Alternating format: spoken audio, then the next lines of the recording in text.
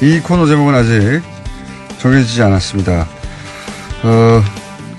노회찬 대표 빈자리를 어떻게 완전히 채울 수 있겠습니까마는 이 자리는 또 정의장에 저희가 애초부터 할당한 시간이었기 때문에 오늘은 이정미 정의당 대표 모셨습니다. 안녕하십니까? 네, 안녕하세요. 저희가 추천해달라고 그랬더니 그냥 본인이 하시겠다고. 당 대표의 권한을 그렇게 쓰신 거 아니에요? 네, 뭐 땜빵 전문 대표이기 때문에. 자, 당 대표의 권한을 다른 분한테 여쭤보지도 않고 그냥 본인이 하신 거죠? 그죠? 어떻게 하셨어요? 그냥 내가 해버려야 되겠다 해서 이정미 대표님 나오셨고, 다른 얘기 전에 노회찬 재단 이야기 들었는데. 네. 지금 9월 9일이 이제 노 대표님 49제입니다. 그래서 그날을 기점으로 지금 지인들이 몇 분이 모이셔서 네. 사후에 노 대표님 뜻을 좀 어떻게 계속 기릴 수 있을 것인지 논의하고 있는 것으로 알고 있고요. 그것을 노회찬 재단의 형태로 가져가는 것에 대해서 지금 기금 마련이나 이런 건 어떻게 합니까? 재단에서 기금 마련 방안이 나오겠죠. 사업이나. 네. 하여튼 구체적으로 진행 계획이나 어떤 문서가 나온 건 아닌 상태인 거군요. 네, 그 준비하시는 분들이 유족들과 상의해서 9월 9일 정도에 발표하는 것으로 알고 있습니다. 알겠습니다. 그때 저희도 그 재단 관계자분들 모시고 한번 들어보기로 하고, 쭉 최근의 현안들 중에 이제 가장 정치권에서 공방이 심한 게 소득주도 성장. 네. 예, 보수 여당에서는 그만둬라, 바꿔라, 실패를 인정해라. 이런 공세가 거의 한 달 내내 보수지 경제지에도 이어지고 있고, 문재인 정부 쪽에서는 물론 아니다. 이 기조가 맞다. 이런 입장인데 어떻게 보십니까? 이게 사실은 7월 고용동향 통계 자료가 나오면서 그렇죠. 이 사단이 시작이 된 것인데요. 고용 쇼크다 그러면서 네. 물론 여기에 통계를 일부 왜곡하거나 과장했다는 지적도 있긴 합니다. 근데 지금 고용 지표가 좋지 않은 건 사실이에요. 근데 제가 그 통계청 자료가 이렇게 좀 두꺼운 자료인데 그걸 꼼꼼히 다 읽어봤습니다. 진짜로? 네. 왜냐하면 제가 직접 이 문제와 관련이 있는 상임위원회에서 일을 하고 있잖아요. 환경노동위원회에서 일을 하고 있기 때문에 계시니까. 그것을 꼼꼼히 살펴봤는데 예를 들어서 독후감을 쓰려면 책을 다 읽고 써야 됩니다. 그런데 자유한국당이 이 고용 쇼크다라고 얘기를 하는 것은 전체 그 자료에 딱 하나의 단어 5,000명이라고 하는 것. 이거 하나만을 가지고 지금 정부를 공격하고 있는 것이거든요. 그렇죠.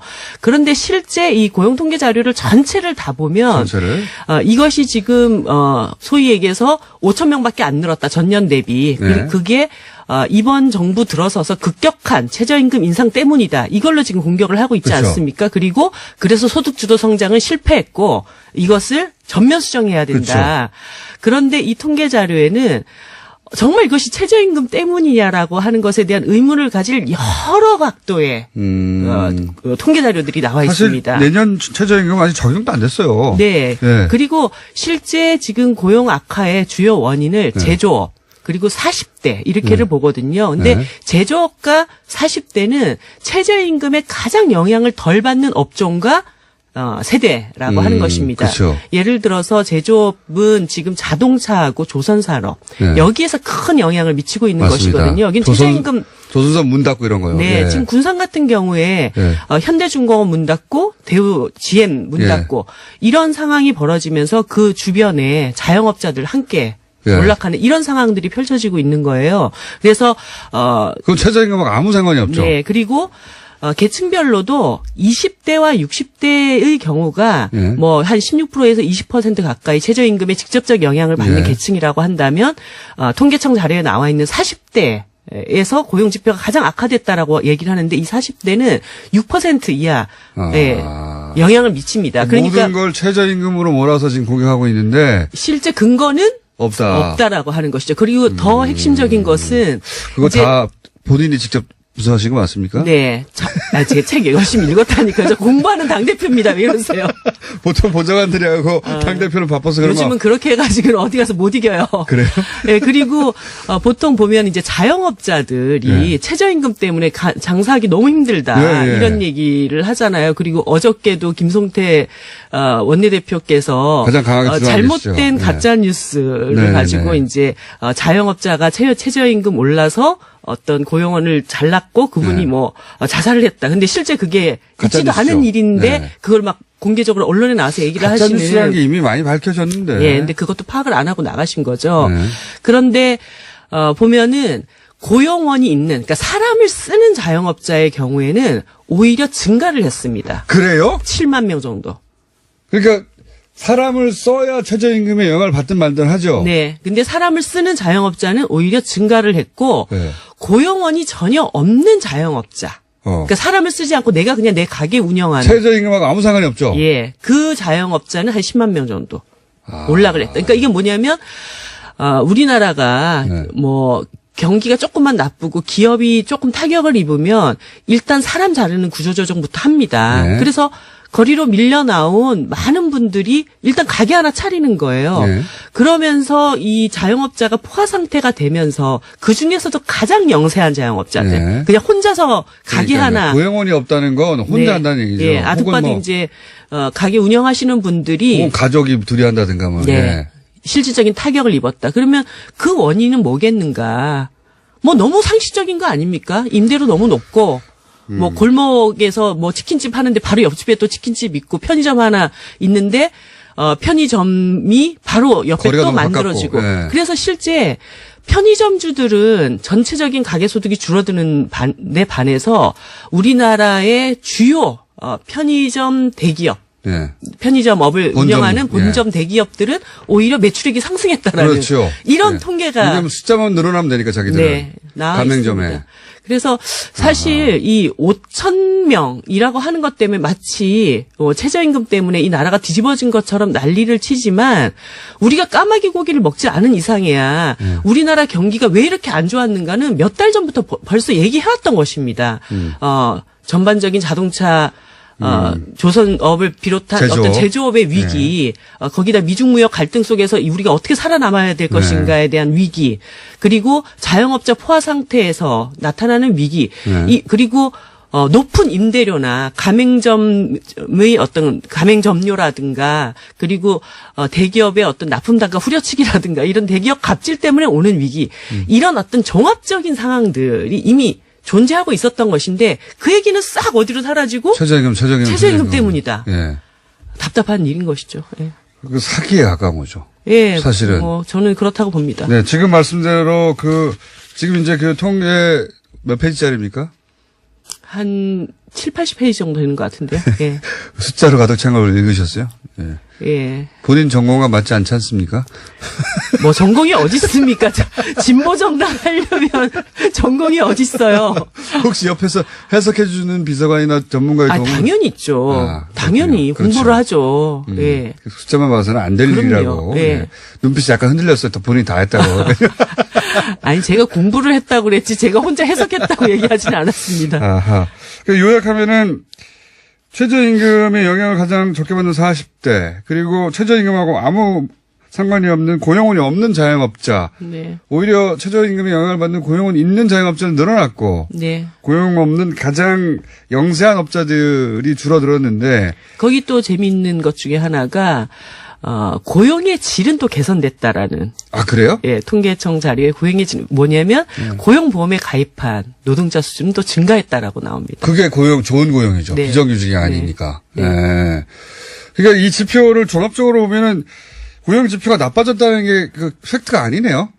네, 뭐 물론 지금 우리나라의 고용 상황이 안 좋습니다. 네, 이거는 맞습니다. 굉장히 누적돼 있는 상태고 네, 계속 이어져 왔죠. 예, 위기예요. 그리고 네. 정부가 이 문제를 잘 해결을 해 나가야 됩니다. 네. 그런데 이 모든 문제를 기승전 최저임금으로 몰고 가서 소득주도 성장 때문에 이 일이 벌어졌다. 오히려 이 일이 벌어졌기 때문에 소득주도 성장을 잘해서 이 문제를 풀어나가야 될 이 시점에 이제 소득주도 성장이라고 하는 경제 정책의 패러다임이 바뀌고 있는 이때에 그것 때문이다라고 얘기를 하는 건. 대표님 오늘 그 과거에 어떤 방송보다 잘 준비되어 가지고 내용이 이렇게 쏙쏙 들어오는. 과거에는 어땠다는 거예요? 이렇게까지 잘하지 않으셨거든요. 그러지 마세요. 전반적으로 이해됐습니다. 네. 경제 전문가가 나와서 설명하는 것 이상으로 잘 이해가 됐고, 그러니까 지금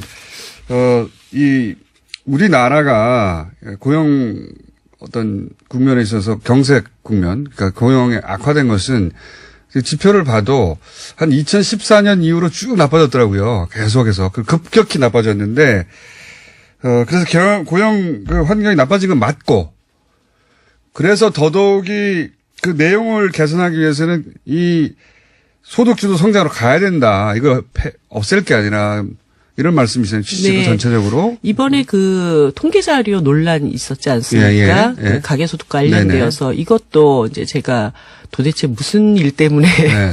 여기까지 왔는가 들여다봤어요. 그랬는데 이제 통계 자료를 뽑으려면 표본 집단이 있지 않습니까? 네. 그런데 지난 3년간 표본 집단이 조금씩 변했습니다. 그렇다고 하더라고요. 그래서 2016년도에는 한 7,000명 표본 집단으로 했고 작년에는 4,000명 이렇게 표본 집단을 구했고 올해는 6,600으로 다시 높인 거예요. 너무 지난 작년 표본 집단이 적어서 그래서 이 3년간 공통된 이 세 개의 집단 안에 공통된 표본 집단은 한 1,600개 정도 됐다라는 거예요. 그러니까 이 3년간의 표본 집단이 변화가 됐다라고 하는 이 점을 우리가 이제 잘 봐야 되고 그래서 사실 가계소득 동향 관련된 그 자료에도 보면은 이 표본 집단의 변화가 있으니 그것을 유의해서 봐라. 직접 비교하면 안 되는 거군요. 예, 그런 말도 있습니다. 1페이지에.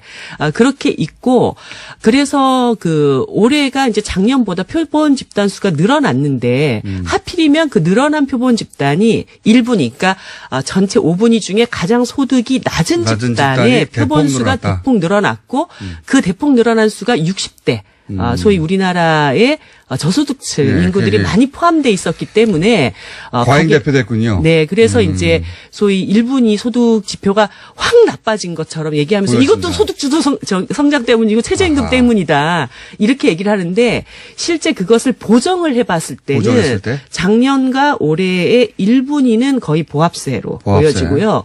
5분위, 그러니까 상위층 20%는 오히려 10% 늘어난 것으로 원래 통계 자료와 큰 차이가 없이 이렇게 나타납니다. 그래서 이 소득 양극화가 나타난 것도 결과적으로는 상위층의 소득이 더 늘어나서 문제가 된 것이지. 하위층이 줄어든 게 아니라. 예, 그렇게 보는 것이 맞다. 이런 해석들 굉장히 오늘 쏙쏙히 들어오고 있습니다. 다음 주에도 가능하실지 모르겠어요. 최근에 가장 핫한 부분을 정확하게 해설해 주시니까 이 코너명을 정해야 될 텐데 방송 듣고 나서 저희 코너명 정해 주시고 예. 한 2번 더 해보고 마음에 들면 하시죠. 아니면 다른 사람으로 대체하시고. 자, 이 시간에는 다른 정당 얘기도 좀 했었거든요. 그러니까 정책 얘기가 아니라 정세가 이래 내가 보기엔 하는 그런 논평도 있었는데 우선 민주당의 이해찬 대표 체제에 대해서는 어떻게 평가하십니까? 이해찬 대표님 들어서시고 나서 이제 강한 여당이 되겠다. 이 얘기를 했을 때, 자유한국당 쪽에서 그게 뭔 소리냐, 이렇게 또 반발이 좀 있으셨잖아요. 근데 저는, 다른 자리에서도 이렇게 얘기했습니다. 너무 반가운 소리다. 아, 그래요? 강한 여당이 되겠다는 취임 일성이.